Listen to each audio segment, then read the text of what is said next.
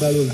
Alors, on va passer maintenant à regard croisé. On évoquera la Libye où les combats s'enlisent, la situation humanitaire s'empire. Nous parlerons du Soudan. L'Union africaine appelle à une transition démocratique d'ici 3 mois. On ira aussi en Algérie où l'armée veut une présidentielle dans les délais constitutionnels. Et puis le Togo et cette déclaration de Mme Adjamagbo. Divisés, nous sommes des proies isolées et fragiles. On abordera ces sujets ce soir avec Basile Agbo, directeur de publication de Freedom Fighters. Bonsoir Basile. Oui, bonsoir Samuel et bonsoir chers confrères et autres autour de la table. Bonsoir aux amis téléspectateurs de Nouveau TV. Jean-Paul Agbo était directeur de publication de Focus Info. Bonsoir Jean-Paul. Bonsoir Samuel et bonsoir aux confrères. Francisco Napo Courage, journaliste freelance. Bonsoir. Bonsoir Samuel et bonsoir aux 2 frères et confrères Agbo. On commence avec la Libye. Les combats s'enlisent en Libye près de 3 semaines après le début de l'offensive du maréchal Khalifa Haftar contre la capitale Tripoli, siège du gouvernement reconnu par la communauté internationale. Mais la situation humanitaire, elle, empire et préoccupe l'ONU. Des dirigeants africains ont demandé mardi soir l'arrêt immédiat et inconditionnel des combats en Libye à l'issue d'un sommet au Caire sous la houlette du chef de l'État égyptien Abdel Fattah al-Sisi, président en exercice de l'Union africaine. Selon un dernier bilan de l'Organisation mondiale de la santé, au moins 264 personnes, dont des civils, ont péri et 1266 ont été blessés depuis le début des combats. Le 4 avril, au moins 35 000 civils ont par ailleurs fui les combats d'après l'adjointe de l'émissaire de l'ONU en Libye, Maria Dovele Ribeiro. Et les déplacements se poursuivent à un rythme croissant chaque jour. Basile Agbo, on s'imagine qu'en lançant cette offensive, le maréchal Khalifa Haftar ne s'est sans doute pas dit d'abord que ça allait prendre autant de temps et faire autant de victimes. Non, mais la dernière fois, je crois, on évoquait cette affaire sur ce même plateau. Et je vous disais que, pour ma part, c'est vrai que peut-être on penserait qu'en s'engageant dans ce combat, le maréchal dont on entend parler n'a pas mesuré l'ampleur des dégâts. Peut-être ne l'a-t-il pas mesuré, mais il devait savoir que ce ne sera pas facile pour lui d'avoir gain de cause. Parce que de toute la façon, on se rappelle que dans le conflit libyen qui a été préparé de toutes pièces, organisé de toutes pièces par la communauté internationale, j'avais dit la dernière fois qu'un jour, il faudra quand même qu'on interpelle les uns et les autres pour en savoir sur pourquoi la Libye est comme ça aujourd'hui.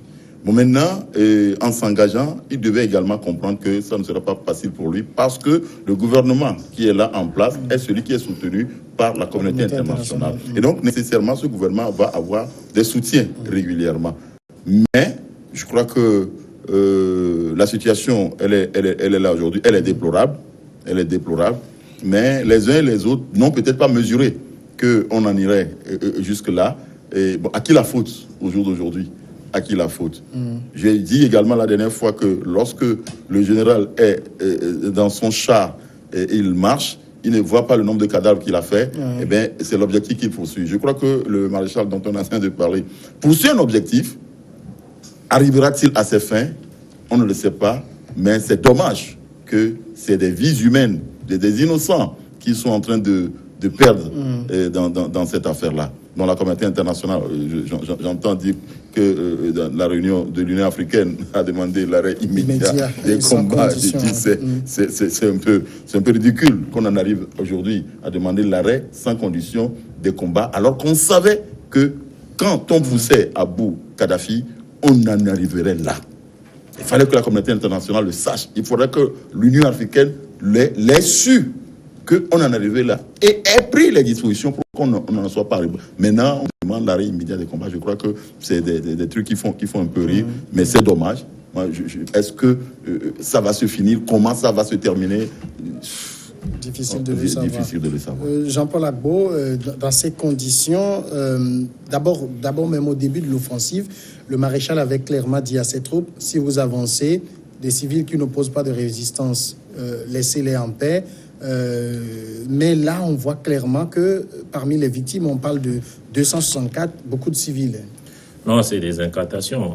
Vous ne pouvez pas dire que vous marchez sur la capitale d'un pays comme la Libye, où en fait, on n'a pas en réalité une guerre. En fait, on a une guerre asymétrique. Vous avez, c'est vrai, un gouvernement qui est en place reconnu par la communauté internationale, mais vous avez plusieurs groupes terroristes, claniques, etc., qui se disputent le territoire libyen. Donc le maréchal savait très bien qu'en marchant sur Tripoli, il y aurait forcément des victimes civiles. Il ne pouvait pas l'annoncer. Effectivement, il faut plutôt communiquer sur une guerre éclair et une guerre sans victimes, mais ça, c'est sûr que ce n'est que sur les jeux vidéo qu'on voit ça. La réalité, c'est que toute guerre provoque des victimes, qu'elles soient collatérales ou autres. Et donc, il fallait s'y attendre.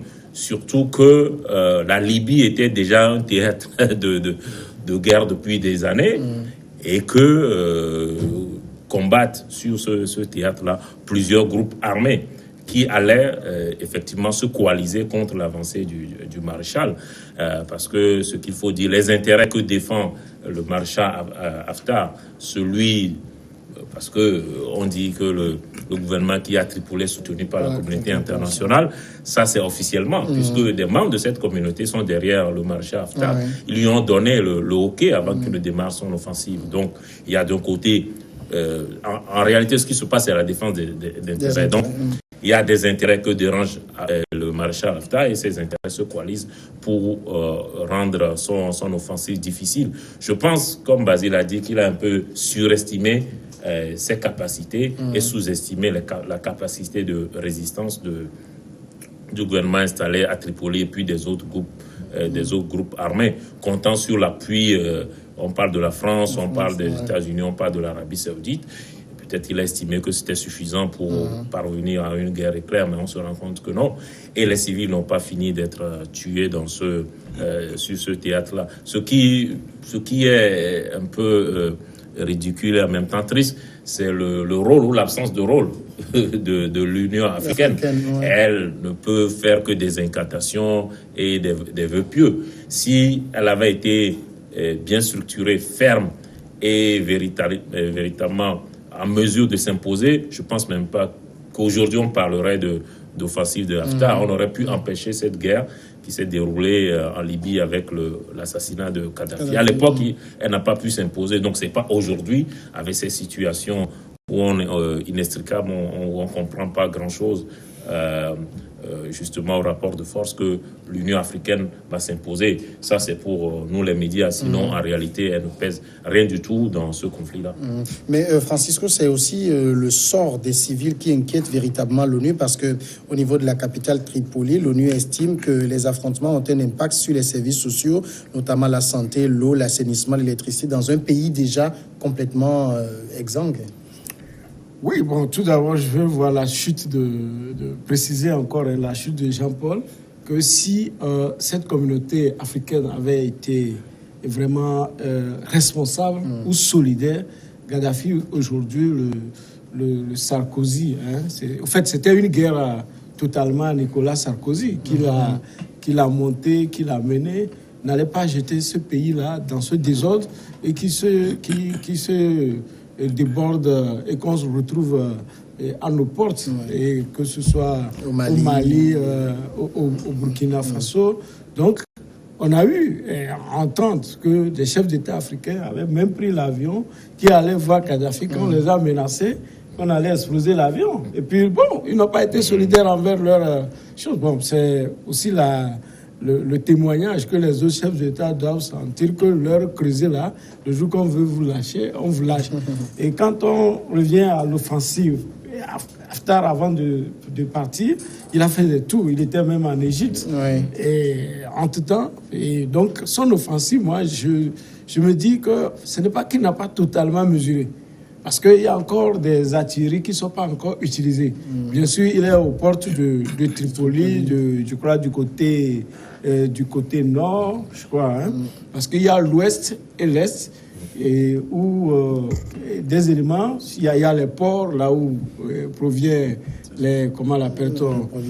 l'approvisionnement, le pétrole. C'est que le pétrole, c'est très stratégique dans cette guerre, c'est ce que tout le monde veut contrôler. Donc aujourd'hui, il a l'armée de l'air qui est derrière, qui n'est pas encore entrée en action. Donc on ne sait pas, est-ce que pour l'instant, on lui a dit, puisque les Occidentaux, il y a un côté qui le soutient, ou les mêmes qui soutiennent le gouvernement légal et soutiennent encore, disons, l'offensive de Haftar. Donc peut-être qu'aujourd'hui, on lui a dit, attendez d'abord, on a le temps, on va vous appeler à l'unisson. Mais il faut savoir aussi, déjà, à Tripoli, il y a des attentats qui se poursuivent. Il y a des attentats qui se poursuivent. Ça veut dire qu'il y a une déstabilisation interne au-delà de l'offensive qui est en train d'être menée. Donc, les prochains jours nous diront jusqu'où le général Haftar ira et quelles sont ses forces. Maintenant, pour les victimes. Pour les civils, surtout. Oui, les civils. Et Jean-Paul l'a dit, on ne lance pas les obus pour dire qu'on série... Et comment vous l'appelez, les combattants et les civils. Donc, à partir il sait, mais il a voulu avoir un peu, donner un peu de l'esprit d'humanisme à la communauté internationale pour qu'on ne dise pas que c'est lui qui est en train de causer et tout ça. Mais Basile Ago, généralement, dans ces genres d'affrontements, enfin, quand c'est une guerre, parce que là, même si, comme l'a dit Jean-Paul Agbo, c'est asymétrique parce qu'on a des groupuscules au niveau surtout de Tripoli, mais qui ont réussi à se coaliser et à faire face à Haftar. Normalement, on crée des couloirs pour que les civils puissent être évacués, mais là, il n'y a rien du tout. Oui, vous savez, ça, c'est des vœux pieux. De dire qu'on crée des couloirs pour que les civils puissent... Nous avons vu des guerres dans ce monde, au Rwanda. Nous avons vu ce qui s'est passé. Tout le monde raconte cette histoire où on va créer des couloirs pour que les civils puissent trouver. Mais c'est dans ces couloirs qu'on retrouve encore d'autres combattants qui viennent s'attaquer à ces civils-là. C'est-à-dire, ce que moi je vais dire, c'est qu'il n'y aurait pas eu Tripoli, il n'y aurait pas eu cette guerre si la communauté internationale, Jean-Paul l'a dit, a été sérieuse. La communauté africaine, surtout, a été responsable. Nous ne serions pas arrivés là. On a tué Kadhafi pour un gros zéro. Parce qu'aujourd'hui, tout le monde dit que Kadhafi aurait été vivant. Qu'il y a beaucoup de choses qui ne se passeraient pas aujourd'hui en Afrique. Nous avons les djihadistes aujourd'hui qui se promènent un peu partout et qui sèment la désolation. Et même la dernière fois, à nos portes, au Burkina. Voyez-vous? Donc, ça veut dire que la communauté internationale et surtout la communauté africaine a été fautive dans cette affaire-là. Bon, maintenant, les civils, c'est vrai, il faudrait qu'il y ait des couloirs pour qu'on puisse évacuer les civils. Mais les civils sont aujourd'hui utilisés comme, je ne sais pas, des boucliers. Des gens voudraient que lorsque les civils meurent en grand nombre, on dira qu'on tue trop de civils, nous allons intervenir pour faire régner la paix, pour faire régner l'ordre, etc., etc. Mais jusqu'à quand ces groupuscules dont nous sommes en train de parler, chacun occupe le pays dans sa portion et chacun veut garder cette portion-là. Et maintenant, on donne l'impression comme si les gens se coalisent contre le maréchal. Je ne le crois pas. Les gens se coalisent pour leurs intérêts, peut-être. Et jusqu'à quand? C'est ça la grande question. Jusqu'à quand les humains, les civils et tout ça là, ils sont laissés pour leur compte. La communauté internationale, c'est vrai, aurait pu jouer ce rôle-là. Où sont les trucs de l'ONU, les forces de l'ONU? Où sont les forces de l'ONU? Où elles sont, ces forces-là? Et qu'on laisse ce pays-là dans ce désordre-là que nous sommes en train de vivre. Alors Jean-Paul Agbo, il y a quand même un double jeu dénoncé surtout par le chef du gouvernement reconnu par la communauté internationale, Fayez Al-Sarraj, surtout de la part de la France qui dit « Je soutiens le gouvernement de transition, mais en même temps arme le maréchal Haftar ». Oui, la France est accusée de double jeu. Mais elle répond qu'en réalité, elle soutient le maréchal Haftar dans sa lutte contre le terrorisme. Et que c'est parce que le gouvernement installé à Tripoli n'a pas réussi à vaincre les terroristes qui sont installés un peu partout en Libye. Ce qu'il faut dire, c'est qu'effectivement, le maréchal Haftar, dans les zones qu'il a réussi à conquérir et qu'il occupe, a réussi à en expulser les groupes djihadistes. Mais en même temps, est-ce que c'est suffisant pour le soutenir par rapport au gouvernement installé à Tripoli? En réalité, c'est parce que le gouvernement installé à Tripoli est très faible. Il ne contrôle que, même pas tout Tripoli, il contrôle quelques quartiers de Tripoli. Et les autres zones sont contrôlées par des groupes armés. Ne parlons même pas du reste du pays où il n'a aucun contrôle. Donc c'est un gouvernement plutôt fantôme. Alors que le maréchal Haftar a cette puissance militaire soutenu donc par la France puis des autres puissances. Et puis nous ne l'oublions pas, il contrôle pour l'essentiel les zones pétrolifères. Oui. Donc c'est ce qui aussi fait que les Occidentaux sont obligés de composer avec lui, puisque c'est du pétrole dont ils ont besoin. C'est pas d'un gouvernement installé dans une portion congrue du territoire. Donc, on l'a dit tous ensemble ici, c'est une question d'intérêt. Lui, il a du pétrole à proposer, il contrôle les zones les plus riches, et il n'y a aucune raison pour qu'on aille soutenir quelqu'un qui contrôle rien du tout. Donc, c'est le général de Gaulle qui l'a dit, les États n'ont pas d'amis, ils n'ont que des intérêts. Donc, de ce point de vue, c'est rien d'étonnant qu'il soit derrière le maréchal Haftar. Maintenant, s'il démontre, le maréchal Haftar, qu'il est en capacité, puisque c'est ce qu'il vend comme message, qu'il peut contrôler tout le pays, expulser les djihadistes et mettre fin à la guerre qui sévit dans le pays depuis des années. Je crois que la communauté internationale va dire, bon, ok, vas-y, fais pas trop de dégâts. On va et puis marquer le reste, la pause. On marque la pause et on revient après.